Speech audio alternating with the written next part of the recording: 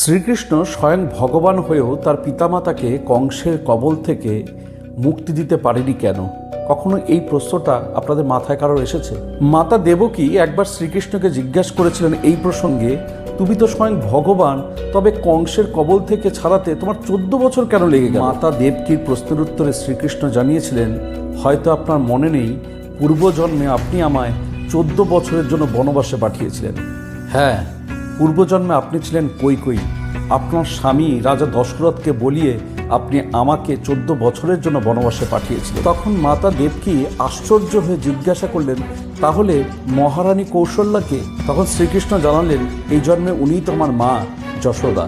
পূর্বজন্মে 14 বছর ধরে উনাকে যে পুত্র প্রেম থেকে বঞ্চিত রাখা হয়েছিল, সেটাই তিনি এই জীবনে পেয়েছেন। সেই জন্যই গীতায় বলা আছে, আমাদের কৃত অশুভ কর্মের থেকে আমাদেরকে কেউ বাঁচাতে পারে